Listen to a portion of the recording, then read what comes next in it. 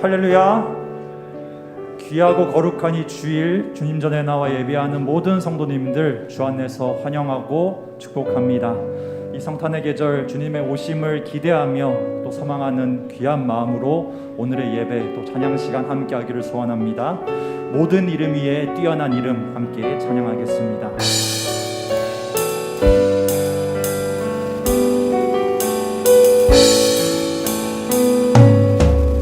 모든 이름 위에 뛰어난 이름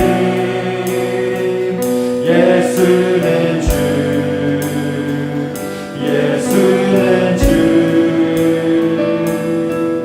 모든 무릎 꿇고 경배를 드리세 예수 한 번 더 찬양합시다. 모든 이름 위에 뛰어난 이름 모든 이름 위에 뛰어난 이름 예수는 주 예수는 주 모두 무릎 꿇고 경배를 드리세 예수는 만유의 주님 예수는 주 예수는 주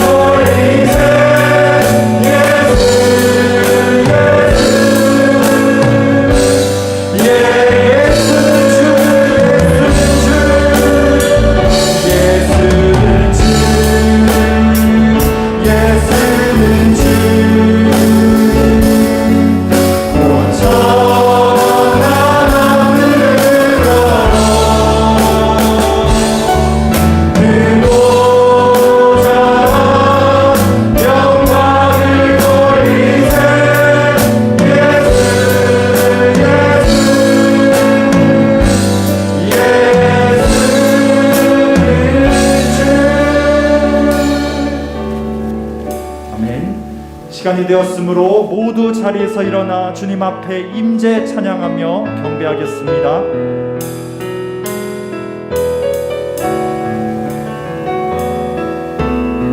하늘의 문을 여소서 하늘의 문을 여소서 이곳을 주목하소서 주를 향한 노래가 꺼지지 않으니 하늘을 열고 보소서 이곳에 임재하소서 주님을 기다립니다. 기도의 향기가 하늘에 닿으니 주여 임재하여 주소서 이곳에 오셔서 이곳에 앉으소서 이곳에서 드리는 예배를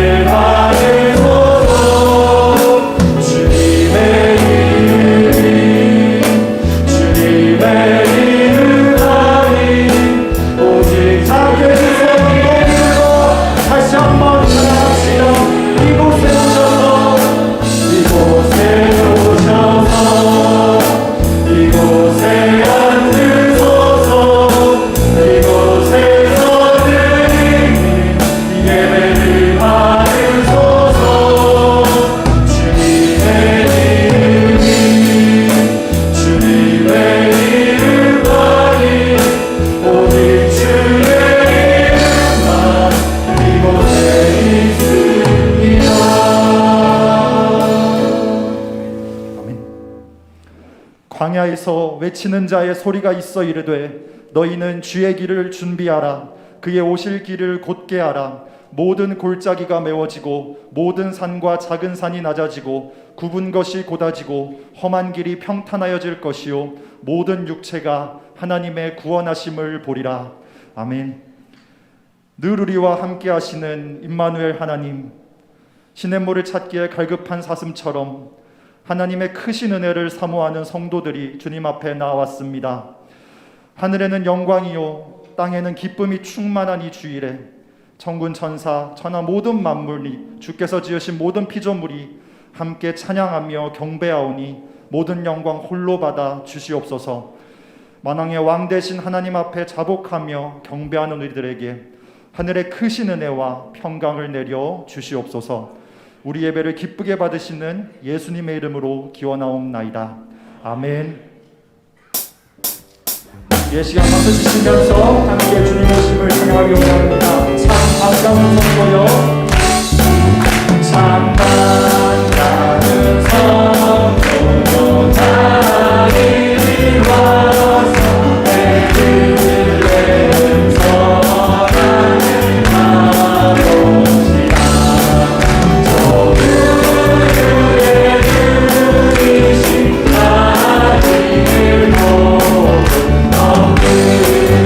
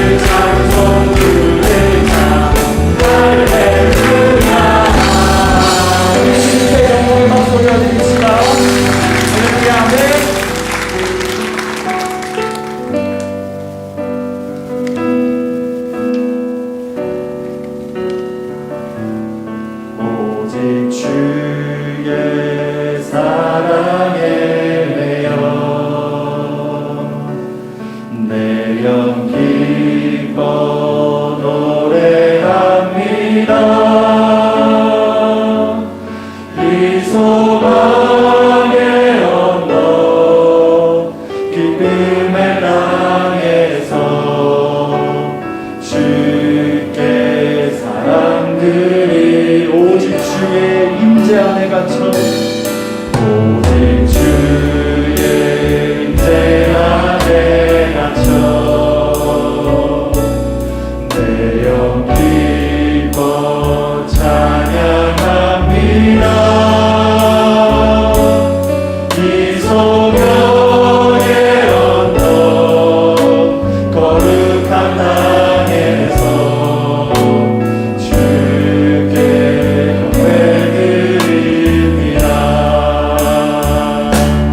주께서 주신 모든 은혜 나는 말할 수 없네. 내 영혼 즐거이 주 따르렵니다. 주 우리 다시 한번 처음부터 찬양합시다. 오직 주의 사랑에 매여 오직 주의 사랑에 매여 내 영 기뻐 노래합니다. 이 소망의 언덕 기쁨의 땅에서 주께 사람들이 오직 주의 임재 안에 갇혀 오직 주의 임재 안에 갇혀 내 영 기뻐 찬양합니다. 이 소명의 언덕 거룩한 땅에서 주께 경배드립니다. 주께서 주신 모든 은혜 주께서 주신 모든 은혜 나는 말할 수 없네. 내 영혼 즐거이 주 따르렵니다. 주께서 주신 모든 은혜 찬양합니다.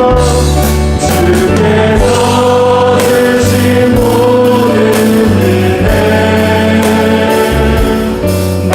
나는 말할 수 없네. 내 영혼 즐거이 주 따르렵니다. 주께 대상 드립니다. 아멘. 다 함께 사도신경으로 우리의 신앙을 고백하겠습니다. 나는 전능하신 아버지 하나님 천지의 창조주를 믿습니다. 나는 그의 유일하신 아들 우리 주 예수 그리스도를 믿습니다. 그는 성령으로 잉태되어 동정녀 마리아에게서 나시고 본디오 빌라도에게 고난을 받아 십자가에 못 박혀 죽으시고 장사된 지 사흘 만에 죽은 자 가운데서 다시 살아나셨으며 하늘에 오르시어 전능하신 아버지 하나님 우편에 앉아 계시다가 거기로부터 살아있는 자와 죽은 자를 심판하러 오십니다. 나는 성령을 믿으며 거룩한 공교회와 성도의 교제와 죄를 용서받는 것과 몸의 부활과 영생을 믿습니다. 아멘. 이 시간 우리를 대표해서 김진섭 장로님 인도로 기도하시겠습니다. 이 땅에 화평을 주시기 위하여 독생자 예수님을 보내주신 은혜를 찬송합니다. 받은 복이 많음에도 찬미할 제목을 잊어버린 채 불평과 슬픔 속에 살아가는 저희들에게 이 예배를 통하여 확신과 감사에 넘치는 찬양이 솟아나게 하옵소서. 주님을 맞이하는 자들의 영광된 기쁨이 저희 모두의 가슴에 새겨지는 예배가 되기를 원합니다. 자비로우신 하나님, 하나님께 찬양 드리기에 인색하며 교만하게 살아온 지난 날을 고백합니다. 주님 용서하여 주시옵소서. 저희의 마음이 주님을 기뻐하기보다 세상의 재물과 명예를 좋아했음을 부끄럽게 아뢰입니다. 주님께서 임하시는 그날 저희가 무엇을 들고 설 수 있사오리까? 오직 주님의 은혜만을 구합니다. 구원의 하나님, 구원을 간절히 기다리며 시험당하고 있는 모든 심령들에게 구원과 기쁨을 허락하여 주시옵소서. 그리하여 구원을 베푸시는 전능하신 주님을 바라보게 하시며 찬양이 넘치고 범사에 감사하게 하옵소서. 이 나라 모습이 너무 엉망입니다. 세계의 인플레이션, 환율 상승, 금리 인상 등 절망의 소식들만 들려오고 있습니다. 희망을 단념한 사람들도 너무 많습니다. 이 민족, 이 백성을 긍휼히 여겨 주옵소서. 수많은 시련과 역경 속에서도 하나님의 신실하심을 끝까지 의심치 않고 하나님만을 의지하는 그들에게 구원을 베풀어 주시고 참 기쁨을 허락하여 주옵소서. 주님이 육신의 옷을 입고 이 땅에 오신 성탄절이 며칠 앞으로 다가왔습니다.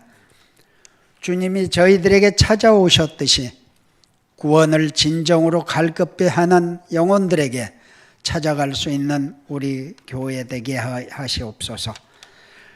교회 내에 갇혀서만 주님의 오심을 찬양하고 기뻐하는 저희들 되지 말게 하시고 거리에 나가서 주님의 오심을 외치며 찬양할 수 있는 저희들 되게 하여 주옵소서.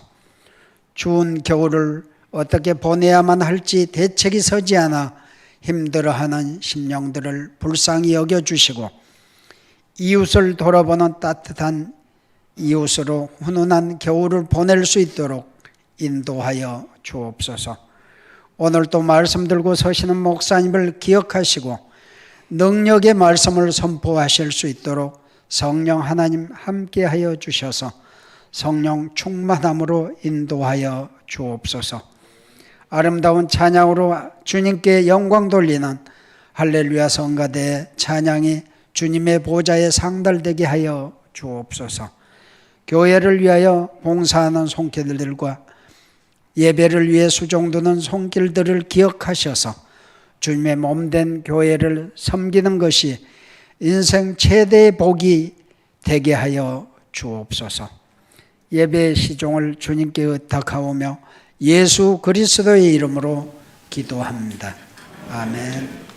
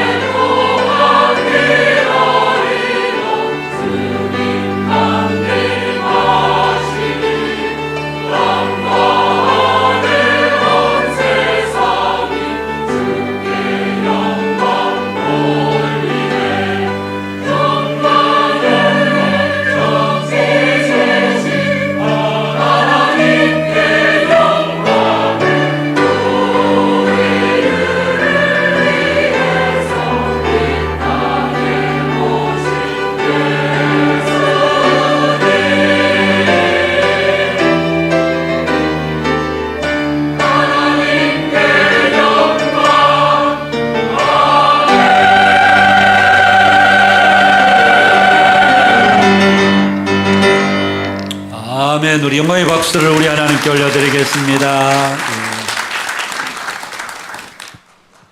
하나님의 말씀 신약성경 마태복음 2장 1절에서 우리 12절 말씀입니다.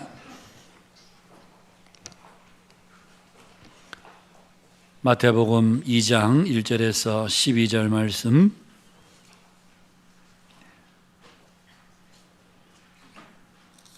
제가 봉독하겠습니다. 헤롯 왕 때에 예수께서 유대 베들레헴에서 나심에 동방으로부터 박사들이 예루살렘에 이르러 말하되 유대인의 왕으로 나시니가 어디 계시냐? 우리가 동방에서 그의 별을 보고 그에게 경배하러 왔노라 하니 헤롯 왕과 온 예루살렘이 듣고 소동한지라.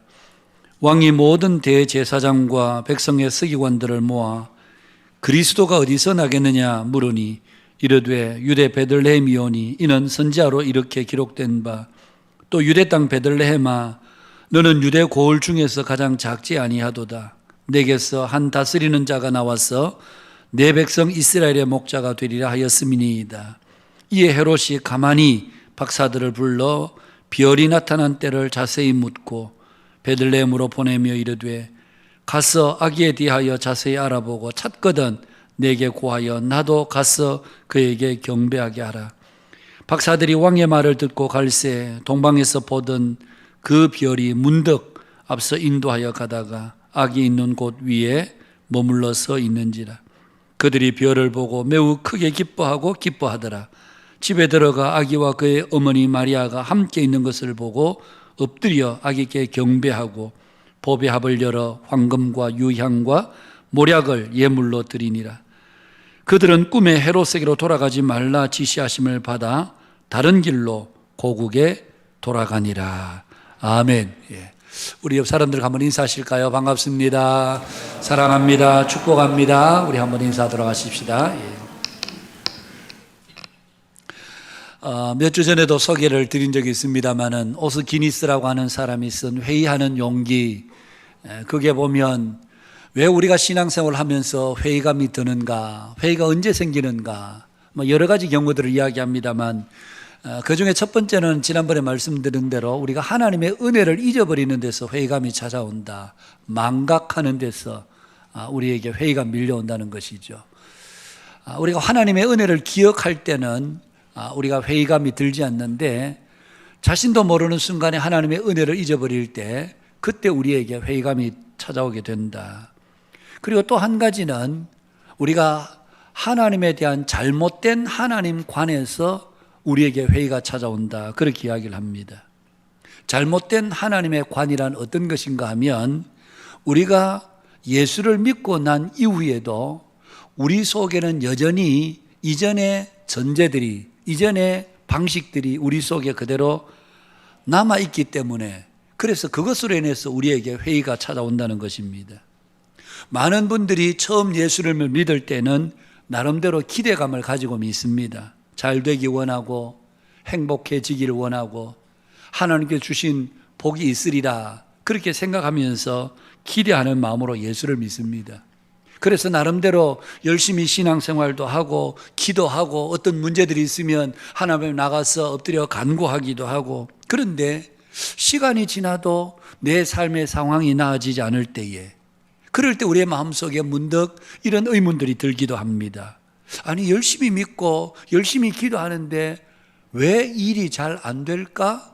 그러면서 우리 속에 회의감이 밀려온다는 것입니다. 여러분, 이것이 바로 우리가 잘못된 하나님 관에서 오는 회의라고 말할 수 있습니다. 하나님은 우리에게 은혜를 주시고 복을 주시는 분이시지만, 그러나 하나님이 우리에게 주신 은혜와 복은 흔히 우리가 생각하는 세상의 물질적인 복이나 세상의 자랑, 이런 것들이 아닙니다. 그리고 하나님께서는 너희들이 신앙생활 열심히 하면 내가 세상에 물질적인 복 주고 너희들이 형통하게 하고 너희들 잘 되게 할 거야. 하나님께서 말씀하신 그 복의 궁극적인 그 목적은 세상에서의 자랑이나 영광이 있지 않습니다. 그럼에도 우리는 예수님을 믿으면서도 여전히 세상적인 그런 가치관 위에 예수님을 믿는 믿음을 더 씌워서 믿기 때문에, 그래서 내가 이만큼 열심히 하고 이만큼 내가 기도 많이 하고 하는데 왜 내 삶은 나아지는 것이 없고 잘 되는 게 없을까? 그러면서 일순간 우리 속에 회의감이 밀려온다는 것입니다. 여러분, 하나님께서 우리에게 주시는 복은, 궁극적인 복은 바로 구원의 복이요, 예수 믿어서 하나님의 백성이 되고 하나님의 자녀가 되고 영원한 천국의 백성이 되도록 하시는 것, 이것이 하나님께서 우리에게 주시는 궁극적인 복이라고 할 수 있습니다. 우리가 예수 믿을 때 우리의 삶에 고난이 찾아옵니다. 삶의 어려움들, 곤경들의 상황에 처해질 때가 많이 있습니다. 그런데 우리가 뒤돌아보면 우리가 각자 예수님을 뜨겁게 만난 경험들은 언제 생기는가 하면 내 인생의 맨 밑바닥에 있을 때, 어느 순간 내가 말로 다 할 수 없는 곤경이 나를 찾아올 때, 여러분, 그때는 사람들의 마음이 가난해지거든요. 뭔가 사람들의 마음이 정말 하나님이 없이는 내가 이 상황을 내가 어떻게 견딜까? 그럴 때 때로는 하나님께서 우리를 찾아오시는 경우들이 많이 있습니다. 성경에 나오는 많은 인물들을 보면 하나같이 예외 없이 거의 모두가 다 그들의 삶에 가장 곤경스러울 때에, 그때 하나님께서 그들을 찾아오셔서 그들을 만나주셨고, 그리고 그들이 하나님을 자신들의 하나님을 믿고 의지하게 되는 이런 예들은 성경의 인물들을 조금만 우리가 들여다보아도 어렵지 않게 충분히 아실 수가 있습니다. 주님이 우리를 찾아오실 때 우리의 삶에는 곤경, 때로는 고난, 어려움, 이런 경우들에 처했을 때 주께서 우리를 찾아오시는 가장 최적의 또 시간들이라고 말할 수 있습니다. 오늘 우리가 읽은 본문 마태복음 2장에 예수님께서 이 땅에 오실 때의 상황도 역시 마찬가지입니다. 오늘 우리가 읽은 본문 그 서두는 이렇게 시작합니다. 헤롯 왕 때에 예수께서 유대 베들레헴에서 나심에, 예수님께서 탄생하실 때에 그때의 유대 땅을 다스리고 있던 왕은 헤롯 왕이라 그렇게 이야기를 합니다. 헤롯 왕 때에 예수께서 유대 베들레헴에서 나셨다. 여러분, 헤롯 왕 때 예수님께서 나셨다는 것은 단순히 시대적 상황만 우리에게 이야기하는 것이 아니라, 여러분, 헤롯이라고 하는 그 인물이 어떤 사람입니까? 여러분, 헤롯이라고 하는 그 인물은 유대인은 아니었습니다. 이 헤롯이라는 사람은 유대인은 아니었는데 에돔 사람입니다. 안티파테리라고 하는 사람의 아들이었는데, 역사적으로 보면 이 헤롯이라고 하는 사람은 아주 어떤 의미에서 정치적으로나 군사적으로나 탁월한 지략, 그런 아주 간사한 깨를 가진 사람이었다, 그렇게 말할 수 있습니다. 그와 동시에 이 헤롯이라는 사람은 어떤 의미에서는 정신병적인 그런 폭군의 모습도 가지고 있었던 사람이 바로 헤롯이었습니다. 로마의 황제에 의해서 그런 BC 47년에 유대 총독으로 임명을 받습니다. 그가 로마 황제로부터 유대 총독으로 임명을 받게 된 것은 많은 뇌물을 드리고, 그리고 그 황제에게 얼마나 아부하고 굽신거렸겠습니까? 그래서 로마 황제가 이스라엘 백성이 아닌 에돔 족속의 이 헤롯을 유대의 총독으로 임명을 합니다. 그리고 7년 뒤인 BC 40년에는 그를 분봉왕, 유대 지역을 다스리는 일종의 지역 왕으로 그를 세우기도 합니다. 그리고는 예수님이 탄생하실 때 BC 4년까지 이 유대 땅을 통치했던 왕이 바로 이 헤롯 왕이었습니다. 예수님이 탄생하실 때 그의 나이는 대략 한 70세쯤 그렇게 된 것으로 보여집니다. 그는 얼마나 교활하고 간사한 사람이었던지 예루살렘 백성들이 그렇게 원하는 예루살렘 성전을 지어서 유대인들의 환심을 사기도 했고요. 그리고 예루살렘의 굶주린 백성들을 구제하기 위해서 세금을 감면해 주기도 하고, 자기의 금접시를 녹여서 백성들을 위해서 양식을 사들여서 나눠주기도 했던 상당히 정치적인 권모술수가 능했던 그런 사람이었다, 그렇게 말할 수 있습니다. 그와 함께 그의 인격과 성격은 거의 정신병적인 수준이었습니다. 그는 자신의 아내를 죽입니다. 장모를 죽입니다. 장남과 다른 두 아들을 죽입니다. 여러분, 이게 보통 인간의 생각으로, 인간의 정신으로 할 수 있는 일이 아닙니다. 어떻게 함께 결혼해서 데리고 살다 함께 살던 그 아내를 자신의 손으로 죽인다? 여러분, 이것은 보통 정신으로 할 수 있는 일이 아니죠. 그 장모를 죽이고 심지어는 자기의 두 아들까지도 죽여버리는, 이게 그냥 보통 사람으로 할 수 있는 그런 일이라고 볼 수 없죠. 10명의 아내를 거느리고 삽니다. 근친상간을 저지릅니다. 그야말로 비인격적인 정신적인 그런 폭군의 모습이 아닐 수가 없습니다.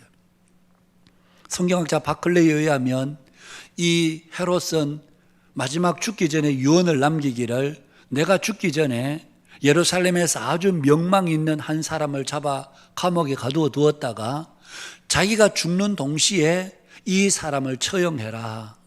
그렇게 했던 이유는 예루살렘 사람들이 그 명망 있는 그 사람의 죽음을 슬퍼하는 것이 마치 자신의 죽음을 위해서 슬퍼하는 것처럼 그렇게 연출하기 위해서, 그래서 자신이 죽기 전에 유대인들 가운데 명망 있는 한 사람을 감옥에 가두어 두었다가 자기의 죽음과 동시에 그 사람을 처형케 할 만큼 아주 연출에 능한 사람이었다, 그렇게 말할 수 있습니다. 바로 이런 헤롯이 이 유대 땅을 다스릴 때에 예수님께서 탄생하셨다는 사실입니다. 보십시오.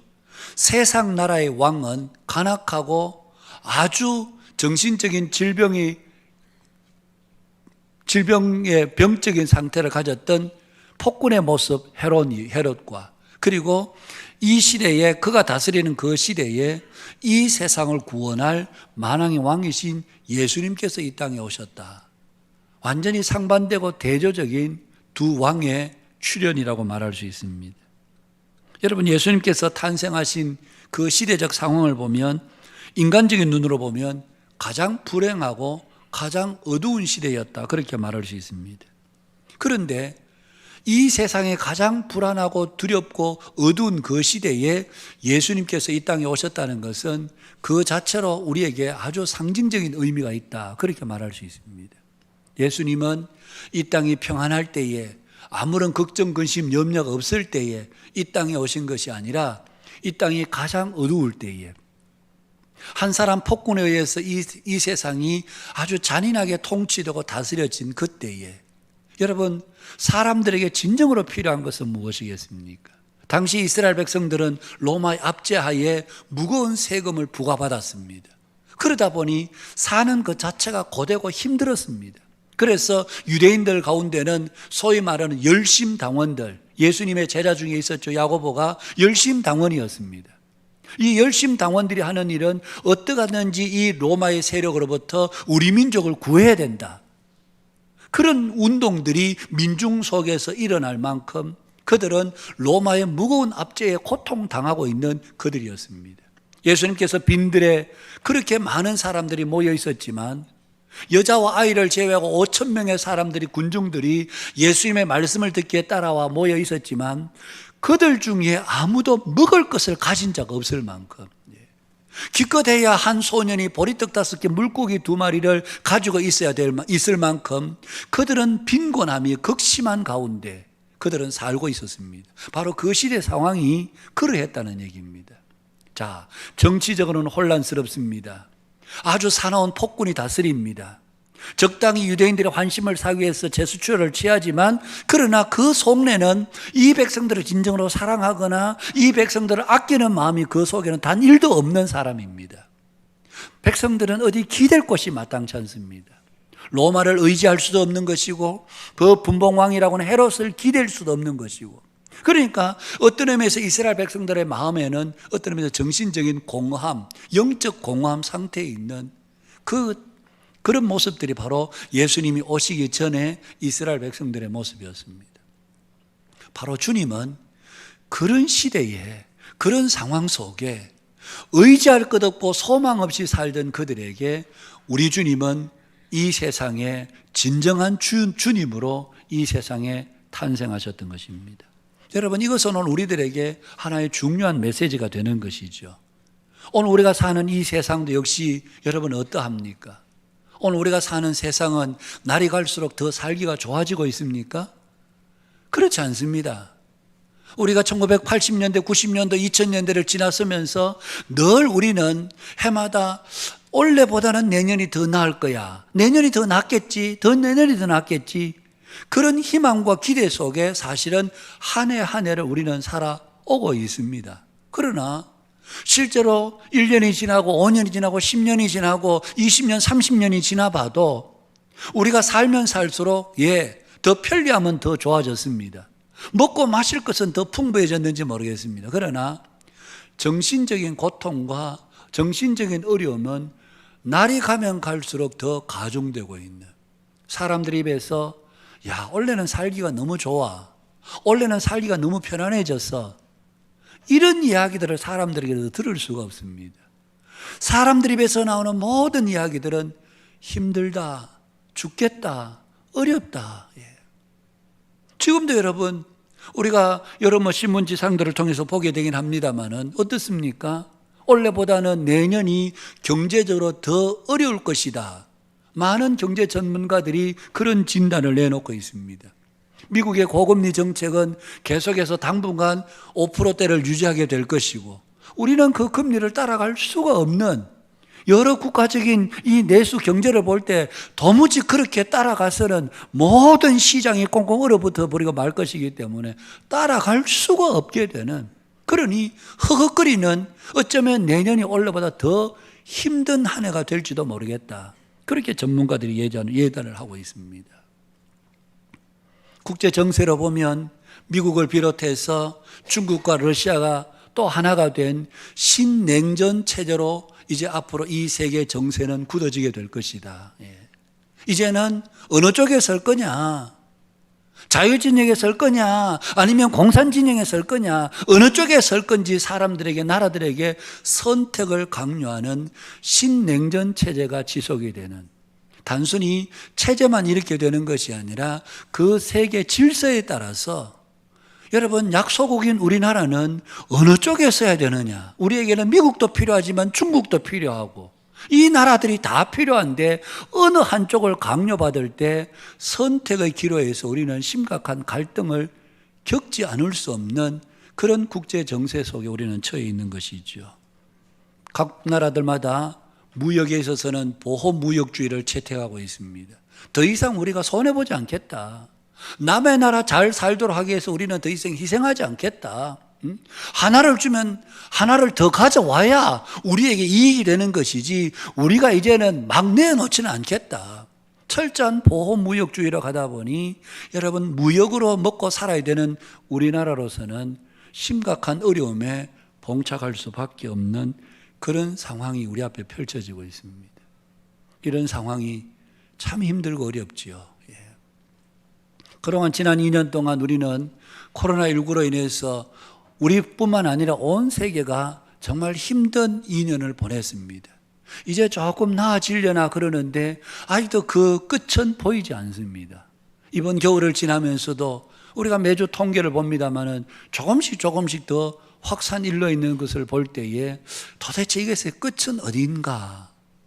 정말 우리 스스로 그 끝을 알 수 없는 그런 상황에 우리가 처해 있는데, 여기에 최근에 러시아의 벡토르 연구소에서 20만 년, 40만 년 전에 있었던 빙하 속에 있는 고대 생물체들의 그 사체들을 해부해서 발굴해내서 그 속에 바이러스들을 한번 연구해 보겠다. 바이러스들이 어떻게 발전해 왔는지. 여러분, 심각한 위험을 예견하고 있습니다. 많은 학자들이 만약 이 벡토르 연구소에서 그런 20만 년, 40만 년 전에 있는 죽은 동물들의 사체를 하다가 해부해서 바이러스를 연구하다가 만약 그 바이러스들 중에 어느 하나라도 인류 사회에 유출이 된다면 인류 사회가, 우리 인간이 가지고 있는 면역 체계로서는 감당할 수 없는 새로운 국면을 맞이하게 될 것이다. 그래서 이 러시아의 벡토르 연구소를 우리가 계속해서 감시를 하고 주목을 해야 된다.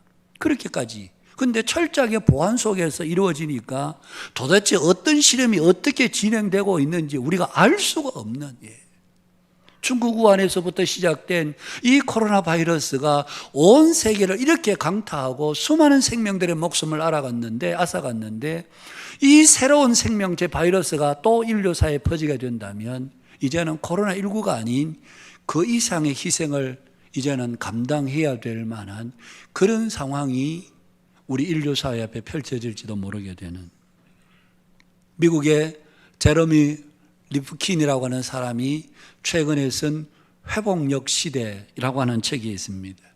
이 회복력 시대의 그 주된 내용은 이런 내용들입니다.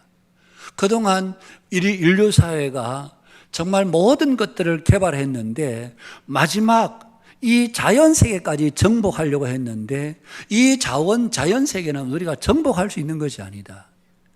그동안 산업화 시대에 최고의 화두는 효율성이었는데 이 효율성을 극대화하기 위해서 자연을 무분별하게 채취하고 무분별하게 파괴하고 어떻게 하든지 우리가 살아가는데 조금이라도 유용성이 있다면 그 효능성을 위해서 자연을 무참히 짓밟았는데 그렇게 해서라도 인류 사회는 자연을 얼마든지 우리의 손아귀에 넣고 정복할 줄 알았는데 그런데 시간이 지나고 보니까 이 자연 세계는 우리 인류 사회에 정복되는 것이 아니라 오히려 인류 사회에 너무나 큰 이제는 창이 되어서 날카로운 창이 되어서 인류 사회를 위협하고 있다는 것입니다. 여러분, 이 인류 사회가 당하는 이 어려움들이 이제는 자연 세계가, 여러분 지구 온난화만 해도 그렇잖아요. 지난 주간에 필리핀에 갔을 때에 이게 뭐 예상치 못한 토요일 밤에 비가 얼마나 쏟아지는지, 그러니까 목사님들이 하는 얘기가 그겁니다. 지금은 이 필리핀이 우기와 건기가 예전에 확실하게 있어서 건기가 되면 비가 한 방울도 내리지 않았는데 이제는 뭐 우기 건기 할 것 없이 시시로 비가 오는데 이게 감당이 안 될 만큼 이미 지구는 온난화가 되어서 가중되어서 전 세계마다 다 이상기온이 시시로 나타나고 있는, 여러분 이런 환경적인 파괴는 결국 인류 자체가 한순간에 공멸할 수 있는 위기를 가져오고 있다. 그래서 제러미 리프킨이라고 하는 사람은 다시 이 지구의 재야생화가 이루어져야 된다. 그렇지 않으면 다시 이 자연 세계는 자연 그대로 존재하도록 하지 않으면 이것으로 인해서 인류 사회가 크나큰 위협을 겪게 될 것이다. 오늘 우리가 놓여 있는 상황은 뭐 우리 단순히 가정 경제만이 아니라 우리 나라만의 문제가 아니라 여러분 전 세계를 들여다보면 우리 속에 위협적인 요소들은 한두 곳이 아니라는 얘기죠. 막 전 세계 문제는 다 차지하고서라도 당장 피부로 우리가 느끼는 것은 오늘 우리가 살아가는 삶이 너무나도 팍팍하고 너무나도 힘들고 어려운 시대를 한 해 한 해를 우리가 지나가고 있다는 사실입니다. 이런 시대에 정말 우리에게 무엇이 소망이고 무엇이 필요하겠는가? 여러분, 예수님 오시는 당시에 바로 그때 당시 이스라엘 백성들의 삶이 이와 같았을 것입니다. 너무너무 힘들다. 먹고 살 게 없다. 조금 농사를 지어놓으면 모조리 세금으로 과다한 세금을 내야 되고 어떻게 살아란 말이냐. 그래서 오죽했으면 그 빈들에 수천 명이 모여도 먹을 것 하나 없는, 그래서 예수님께서 제자들에게 너희들이 먹을 것을 주어라. 아니 우리가 이 많은 사람을 어디서 먹입니까? 이 많은 사람들을 다 먹이려면 200데나리온이 있어도 부족합니다. 그리고 설령 돈이 있다 한다 할지라도 이 많은 사람들을 뭘 어디서 떡을 사서 먹입니까? 못 먹입니다. 주님께서 그들에게 그들 주라고 하신 것은 이들이 길을 가다가 기진할까 하노라. 3일을 주님을 따라다녔지만 여러분 떡 한 조각 입에 넣을 수 없는 그 처참한 상황이 바로 예수님이 이 땅에 오셨던 그 시대 그 상황이었습니다. 그들에게는 소망의 끝이 보이지 않았습니다. 언제 이 어둠의 터널을 끝나게 될지, 언제 한번 어깨 펴고 가슴 펴고 그렇게 살아갈 날들이 과연 우리에게 오기나 할까? 그런 소망 없는 시대에 여러분 하나님은 이 땅에 예수님을 이 땅에 보내주셨습니다. 아무런 예수님이 오시면 아무런 소망이 될 것 같지 않지만 그러나 이 지구상의 이 땅의 진정한 문제, 이스라엘 백성들의 진정한 문제 해결은 그들에게 하늘에서 마구 떡을 쏟아 부어주는 것이 아니고 그리스도께서 오심이 그들에게는 진정한 소망이고 진정인 미래의 희망이 되었기 때문에, 그래서 하나님은 당신의 아들 예수 그리스도를 이 땅에 보내주신 것입니다.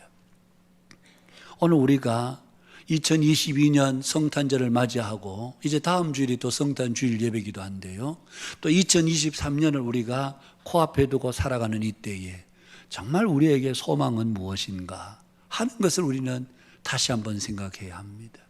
경제가 나아지는 것이 우리의 소망이거나 우리가 살아가는 삶의 환경이 나아지는 것이 우리에게 진정한 소망이 아니고, 우리에게 진정한 소망은 그리스도께서 이 땅에 오신 것이 우리의 진정한 소망인 것입니다.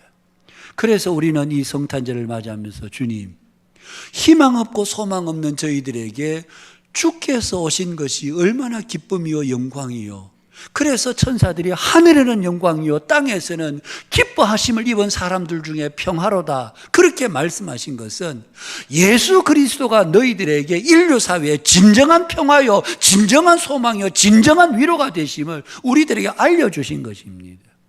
예수 그리스도의 오심이 저와 여러분에게 진정한 기쁨의 소식이 되는, 위로와 소망과 평강의 소식이 되는 복된 성탄을 맞이하는 우리 모두가 되실 수 있기를 주님의 이름으로 축복합니다.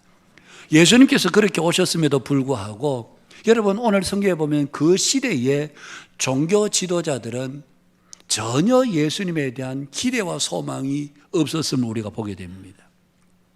1절 중반절에 보면 동방으로부터 박사들이 예루살렘에 이르러 유대인의 왕으로 나신 이가 어디 계시냐, 우리가 동방에서 그의 별을 보고 그에게 경배하러 왔노라. 그러자 헤롯과 온 예루살렘이 한순간에 소동, 난리, 법석이 일어났습니다. 그래서 헤롯이 급하게 대제사장들과 백성의 서기관들을 불러 모읍니다. 그리고는 야, 그리스도가 어디서 나? 그리스도가 어디서 난다고 그래? 그렇게 묻자 그들이 대답합니다. 유대 베들레헴이오니 이는 선지자로 이렇게 기록된 바, 또 유대 땅 베들레헴아 너는 유대 고을 중에서 가장 작지 아니하도다. 내게서 한 다스리는 자가 나와서 내 백성 이스라엘의 목자가 되리라 하였음이니이다. 여러분, 헤롯이 발끈하고 온 예루살렘이 소동하는, 동방에서 낯선 어떤 학자들이 와서 여기에 왕이 태어나셨는데 그 왕이 지금 어디 계십니까? 아니, 헤롯이 두 눈을 뜨고 버젓이 살아있는데 나 말고 누가 또 왕이 있어? 그러면서 발끈합니다. 온 예루살렘이 도대체 왕이 계신데 도대체 누구를 왕이라고 왕을 찾는 거야. 온 예루살렘이 소동하고 있는 그 중에 여러분, 헤롯이 대제사장들과 서기관들을 불러서 왕이 그리스도가 어디서 나느냐?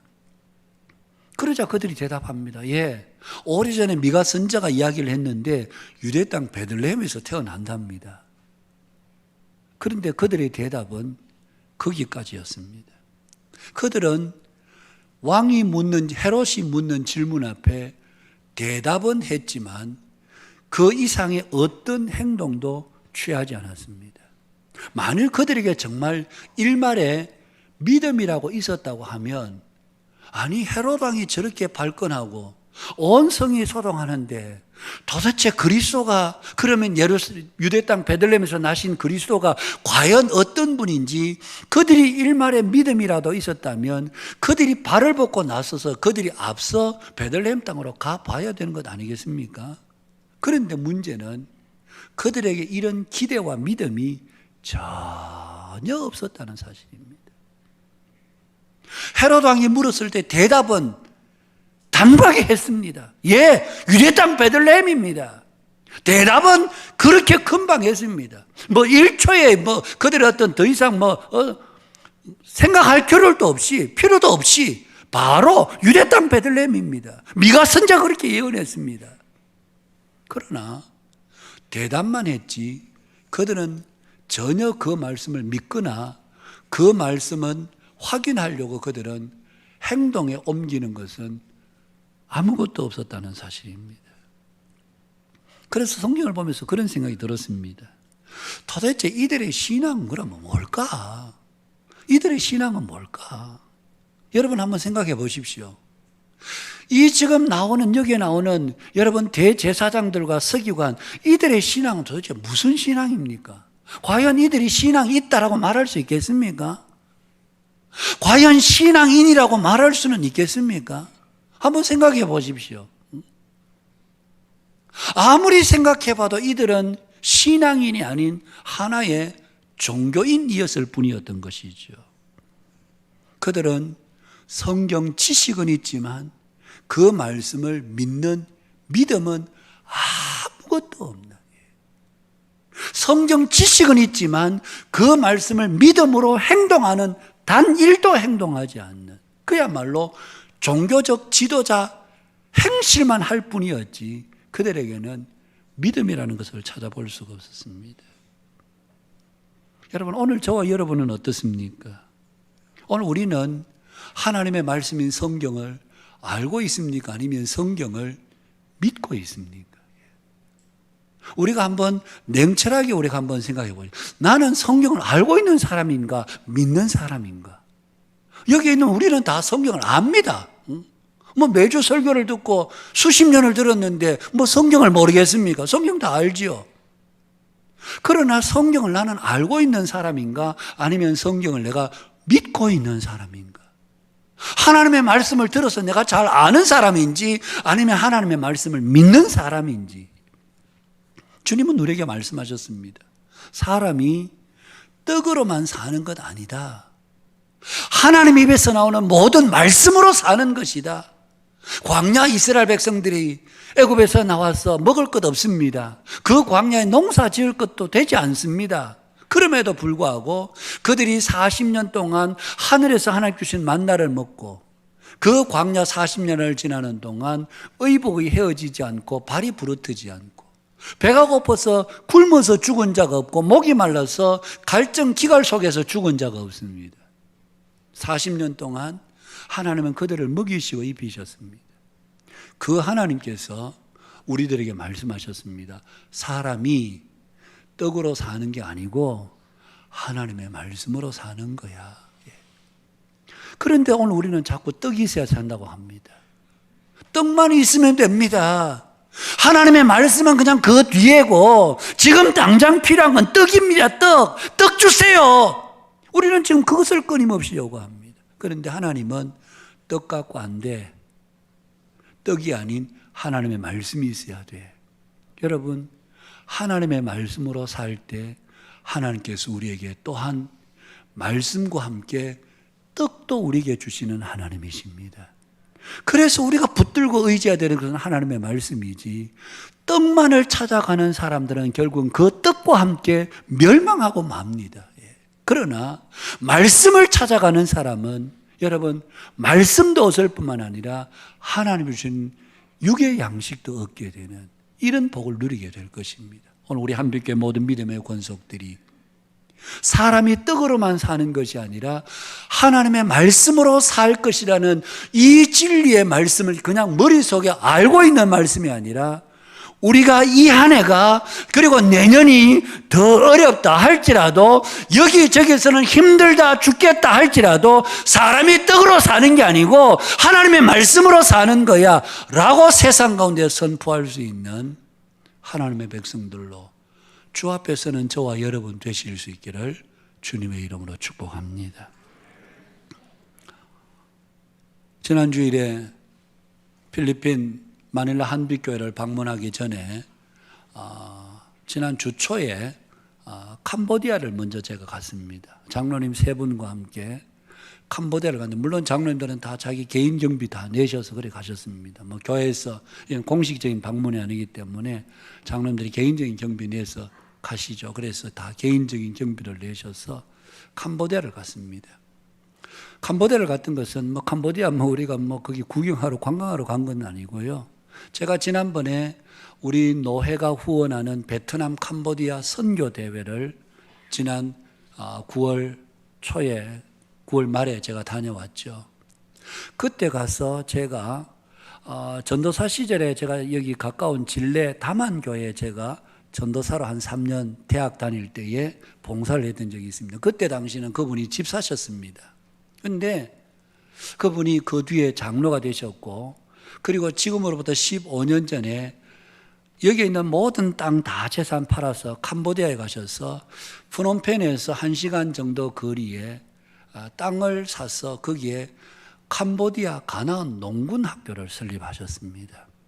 한국의 강원도 원주에 예전에 가나안 농군학교, 김용기 장로님이 시작했던 그 농군학교, 젊은 시절에 김용기 장로님부터 많은 영향을 받았던 이분은 15년 전에 우리 교단 최초로 농업 선교사로 파송을 받았던 분입니다. 박지용 선교사님이라는 분이신데요.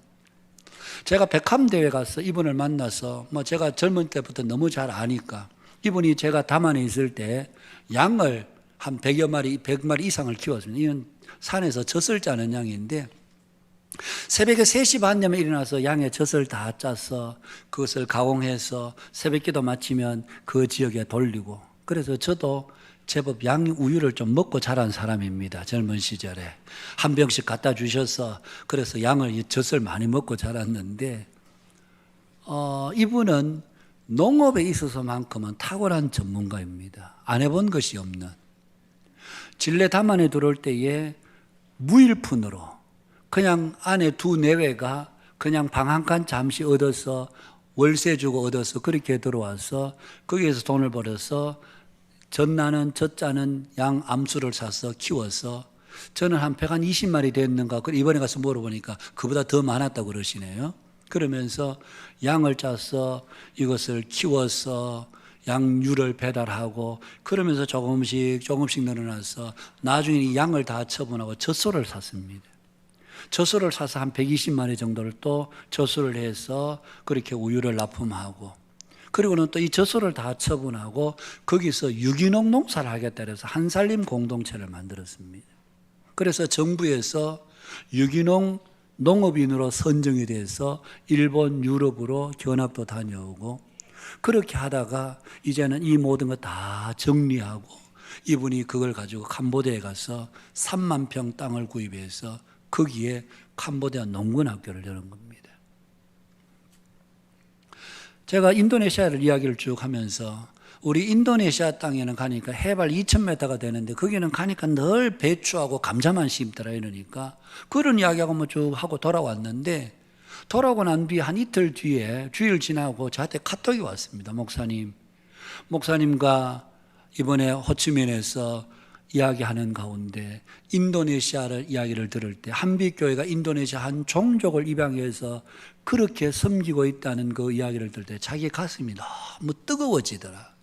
돌아와서도 기도하는데 계속해서 인도네시아가 기도가 되고, 그래서 만일 하나님께서 한빛교회와 목사님이 기도해 보시고 허락하심이 있으면 자기가 인도네시아를 돕고 싶다는 거예요.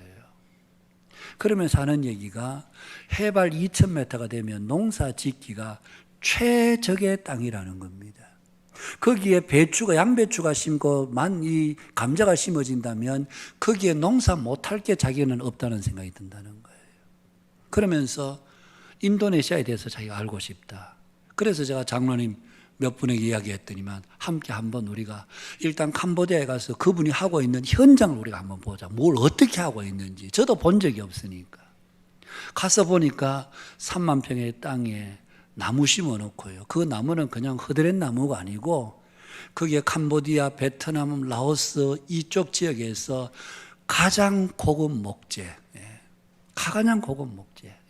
산림청으로 저희들을 안내해서 산림청에 가보니까 그 나무들이 쭉 전시되어 있는데 나무 무게가 얼마나 무거운지, 이거는 못을 쳐도 못이 안 들어가고 벌레들이 이거 파먹을 수가 없고 그렇게 단단한 고급 목재, 이것을 나무를 3,000평의 평위에 이 나무를 심어 넣은 거예요. 가서 저희들이 반나절까지는 아니지만 한 2시간 그 지주목 세운다고 노동도 좀 하고 왔긴 했습니다만 나무 심어 놓고 소 키우시고 양어장 만들어 놓고 벌 하시고 그러면서 이 캄보디아의 젊은이들을 일깨워서 이들이 살 수 있는 터전을 만드는 것, 이것이 가나안 농군학교의 정신이기 때문에 자신의 모든 것을 다 거기에 쏟아부어서 그 일을 지금 하고 계시는 거예요. 함께 일주일을 있다가 금요일 오기 전에 마지막 우리 팀 갇혔던 분들이 쭉 둘러앉아서 이번에 오셔서 보고 들으면서 배운 것이 뭔지 한번 짧게 나누는 시간을 가졌었습니다. 그런데 우리 장로님들도 그러시고 하나같이 하시는 말씀들이 선교사님이 하시고 있는 일도 훌륭하지만 이 선교사님과 대화를 해보니까 말씀 끝날 때마다 성경을 이야기하면서 하나님의 말씀에 의해서 말씀으로 여기에 너무너무 감동이 되고 도전이 된다. 그렇게 피드백을 나누어 주셨습니다. 사랑하는 여러분, 오늘 우리가 이 세상에 우리가 떡으로 사는 사람들이 아니라 하나님의 말씀으로 사는 자인 것을 자신의 삶을 통해서 보여준, 처음에 우리 KPM에서 이 선교사님에게 주문했던 것은 선교사님은 농업 전문가시니까 한 곳에 계시지 마시고 아프리카든지 동남아시아든지 어느 나라이든지 선교사님의 농법을 요청하면 가서 도와주세요. 그러자 이 선교사님은 아니요, 그렇게 하지 않겠습니다. 그러면서 캄보디아를 선택했어. 그분의 말씀은 이것입니다. 내가 한국에서는 성공을 거둬본, 농업에서 성공을 보던 경험이 있지만 아직 해외에서 성공을 거둔 경험이 없다. 그렇게 내가 만일 해보지도 않고 돌아다니면서 이렇게 하세요 저렇게 하세요 하면 내가 잘못하면 사기꾼 선교사가 될 가능성이 많다. 그래서 이곳에서 농사가 어떻게 되는지, 그분은 지금도 다양한 길거리에 떨어진 씨앗 하나 주워갖고 심어서 삭을 내서 묘목을 만들어서 심어보고, 이 나무는 어떻게 자라는지, 이 나무는 얼마나 빠르게 자라는지, 이것들을 시험하는 그런 작업들을 지금 진행하고 있는 것을 보면서 야, 치밀하게 준비하시는구나. 그러면서도 그 마음속에 하나님의 말씀으로 움직여져 가는 그런 삶의 모습을 보면서 자신은 한국에 어느 누구에게 선교비 도와주세요 해본 적이 없고, 자기는 한 달 사는 생활이 20만 원으로 산다는 거예요. 그래도 충분하다는 거예요. 그러면서 이 캄보디아의 젊은이를 어떻게 살릴 것인가, 여기에 온 신경이 곤두세워져 있는, 내가 이 땅에서 얼마나 배불리 잘 먹고 잘 살까, 여기에 관심 있는 것이 아니라 어떻게 하면 내 삶을 통해서 하나님의 말씀을 이루는 삶을 살 것인가, 그 자체가 하나의 큰 도전이 아닐 수가 없었습니다. 그때 당시 종교 지도자들은 말씀은 관심이 없었습니다. 성경이 어떻게 이루어지는지에는 아무런 관심이 없고 오로지 자기의 자리, 이 자리에서 내가 얼마나 먹고 살 수 있을까, 여기에만 관심을 가졌던 그들이었기에 하나님 그리스도께서 이 땅에 오셨음에도 불구하고 그리스도는 그들의 안중에도 없는, 그들의 관심의 대상이 되지 않는다. 오늘 저와 여러분의 삶은 어떻습니까? 주님이 우리의 삶의 관심의 대상이 전혀 되고 있지 않는 것은 아닙니까? 난 주님은 관심 없어. 성경은 관심 없어. 오로지 내가 평안하고 내가 먹고 사는 데 걱정 없고 내 노후가 안정되고 여기에는 내가 관심 있지. 주님이 어떻고 성경이 어떻고 나는 그건 별 관심이 없어. 그렇다고 한다면 오늘 여기에 나오는 여러분 바리새인과 이 서기관들, 이 종교 지도자들, 그들의 종교와 종교성과 우리의 종교 생활과 다를 바가 무엇이 있겠는가? 이 성탄절이 정말 우리에게 예수님을 기쁘게 맞이하는 성탄절인지, 아니면 그냥 성탄절이 한낱 지나가는 하나의 휴일 정도의 날인지 오늘 우리가 우리 자신들을 돌아봐야 합니다. 동방의 박사들, 하나님을 전혀 몰랐던 그들입니다. 그럼에도 불구하고 아기 예수님께 엎드려 황금과 유향과 몰약을 예물로 드리고 꿈에 지시하심을 받은 대로 다른 길로 말씀에 순종해서 그들은 헤롯에게로 가지 않고 다른 길로 그들의 고고로 돌아가는, 하나님을 모르는 그들이었지만 꿈에 지시하신 대로 그 말씀에 따라 순종한 것들을 보면 그 시대의 종교 지도자들이라는 자들과 얼마나 대조적인 삶의 모습들을 보이고 있습니까? 2022년 이제 성탄절, 다음 주일이 성탄주일입니다. 한 주간을 지내는 동안 나는 정말 주님이 이 땅에 오심을 기뻐하고 있는가? 오늘 이 세상은 그냥 성탄이 다 죽었습니다. 아마 여기 5, 60대 되시는 분들 어릴 때만 해도 길거리 나오면 크리스마스 캐롤로 정신이 없을 만큼. 그런데 지금은 어느 가게에도 성탄 장식도 없고 크리스마스 캐롤도 울려 퍼지지 않습니다. 예, 세상이 그런 거 당연합니다. 예전에 크리스마스 캐롤이 울릴 때는 자기들의 장사 속으로 그렇게 한 것이고요. 그들이 떠들든 말든 그것은 우리의 관심의 대상이 아닙니다. 그들이 안 한다고 해서 우리가 좀 슬프다, 그렇게 할 필요도 없습니다. 저들이 안 하는 것은 당연합니다. 그것은 우리가 관심 가질 필요도 없습니다. 그런데 문제는 세상이 조용하니까 우리의 마음에 마저도 성탄이 그냥 아무 날이 아닌 듯 지나가 버린다면 이것은 아니지 않습니까? 오늘 저와 여러분들에게 예수 그리스도의 이 땅에 오심이 진정한 위로요, 진정한 소망이 됨을 여러분 잊지 마시기를 바랍니다.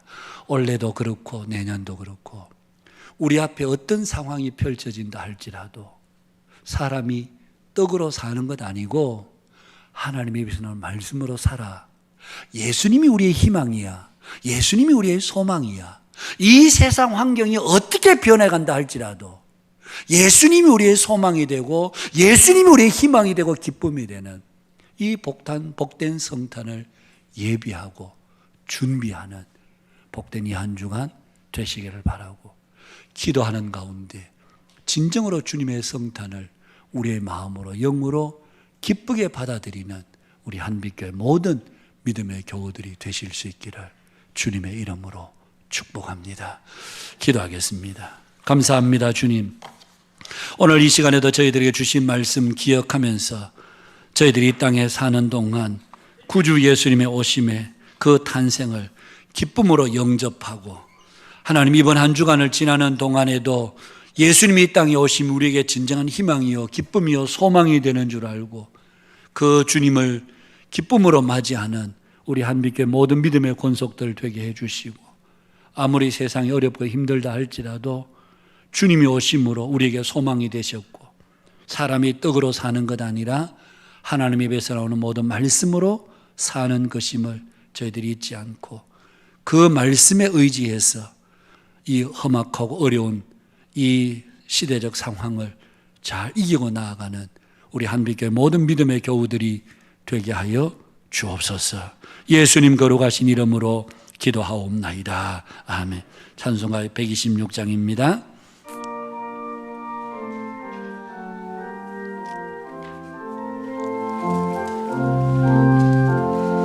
천사 찬송하기를 거룩하신 구주께 영광 돌려보내세 구원을 하셨네. 크고 작은 나라들 기뻐하다 하여라. 영광 받을 왕의 왕 베들레헴 나신 주, 영광 받을 왕의 왕 베들레헴 나신 주. 오늘 나신 예수는 하늘에서 내려와 전혀 몸에 나셔서 사람 몸을 입었네. 세상 모든 사람들 영원하신 주님께 영광 돌려보내며 높이 찬양하여라. 영광 돌려보내며 높이 찬양하여. 의로우신 예수는 평화의 왕이시고 세상 빛이 되시며 우리 생명 되시니 죄인들을 불러서 거듭나게 하시고 영생하게 하시니 왕께 찬양하여라.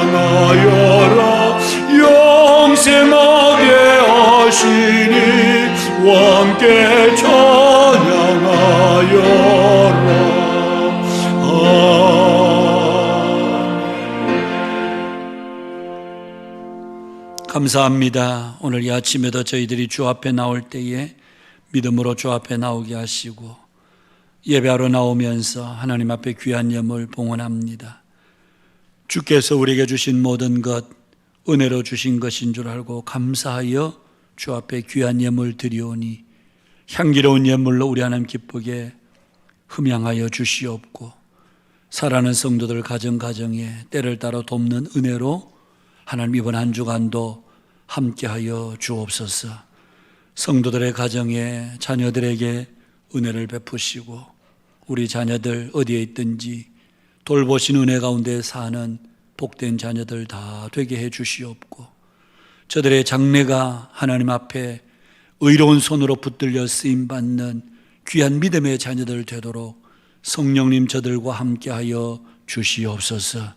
성도들의 직장, 경영하는 기업들 위해 때로는 힘들고 어려운 일들도 많지만 낙심하지 않게 하시고 우리의 삶 속에서 사람이 떡으로 사는 것 아니라 하나님 입에서 나오는 모든 말씀으로 사는 것임을 잊지 않고 말씀을 믿는 믿음으로 이기며 나아가는 우리 한빈 모든 믿음의 권속들이 되게 하여 주시옵소서.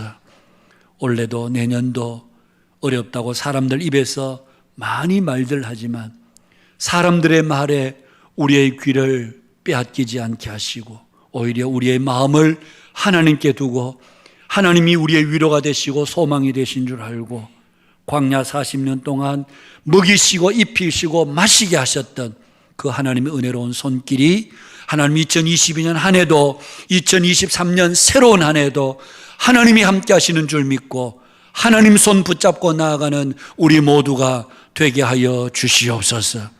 연약한 중에 있는 우리 성도들 어루만지시고 코로나 확진으로 하나님 어려움 겪고 있는 우리 성도들을 위로하시고 속히 건강 잘 회복되도록 능력의 팔로 주께서 회복시켜 주시옵소서.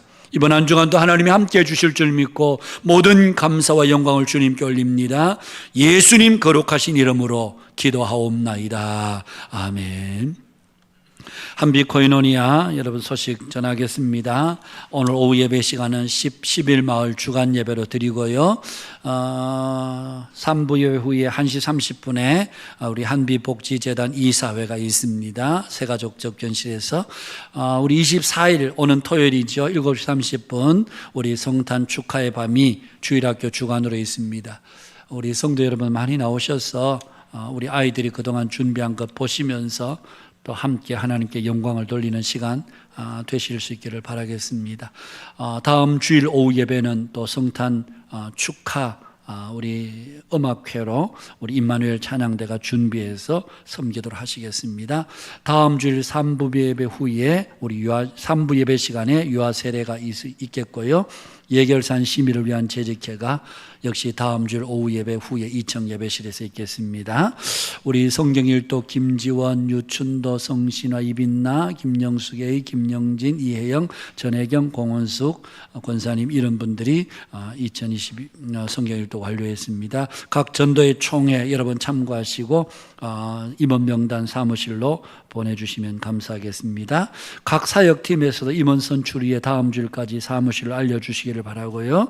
우리 중부 시찰 여전도에 우리 김혜순 권사님 감사로 양윤정 집사님 회계로 이옥년 권사님 부회계로 선임이 되셨습니다. 잘 섬기실 수 있도록 여러분 많이 기도해 주시기를 바랍니다. 기부금 증명서 신청 다음 주일까지 신청해 주시기를 바라고요. 1월 8일 주일에 일괄 발급해서 로비에 비치하도록 하겠습니다. 참고해 주시기를 바랍니다. 오늘 중식은 구마을 섬겨주시고 다음 주에는 신마을입니다. 오늘 중식 후원은 이부이 사랑방의 여주 신성수 집사님 김선아 권사님 가정에서 모친 장례 후에 또 하나님 앞에 감사하는 마음으로 또 성도들에게 귀한 식사를 대접합니다. 감사를 드리고요. 난방기 사용 안내, 난방기를 끌 때는 전원 버튼을 한 번만 눌러주시라. 그래서 아마 한 번 누르면 소리가 계속 납니다. 그래서 또 다시 한번 켜면 안 되고 열이 식은 후에 자동적으로 꺼지도록 되기 때문에 한 번만 그렇게 눌러주시면 감사하겠다 광고 드립니다. 12월 행사 계획표 참고하시고요. 우리 육부 사사랑방, 육여 사사랑방의 전미선 집사님 부친상, 이혜영 서경봉 집사님 부친상 지난 주간에 각각 있었습니다. 많이 위로해 주시기를 부탁을 드리고요. 주부에 없는 광고, 이번 목요일 날 우리 그 오전 11시에 전국 장로연합회 실행위원회, 전국 장로연합회 각 노회 위원들이 모인 실행위원회가 저희 교회에서 한번 하면 좋겠다. 그래서 요청이 있어서 오늘 22일 목요일 날 오전 11시에 있게 됩니다. 그래서 여러분 많이 기대해 주시기를 부탁을 드리고요.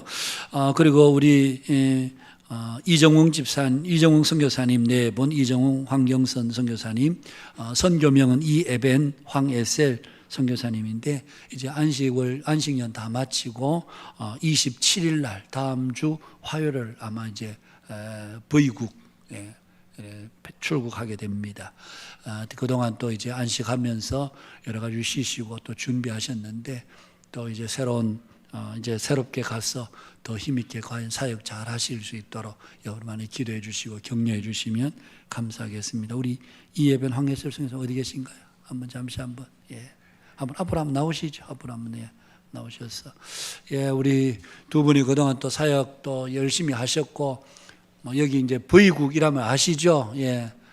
하여튼 그 부의국이래 긴 나라가 있습니다. 지도 보시면 인도 차이나에 한쪽 오른쪽 기퉁에 아주 길게 뻗은 부의국이 있습니다. 그 부의국에 가셔서 귀한 사역 지금 잘 하고 계시는데 앞으로 더 귀한 사역 잘 감당하시고 하나님께서 힘 주셔서 또 우리 교회가 또 후원하고 기도하고 파송한 대로 또 힘들여 귀한 사역 잘 감당할 수 있도록 여러분 많이 기도로 후원하고 격려해 주시면 감사하겠습니다. 인사하실 때 큰 박수로 여러분 한번 들어가시길 바랍니다.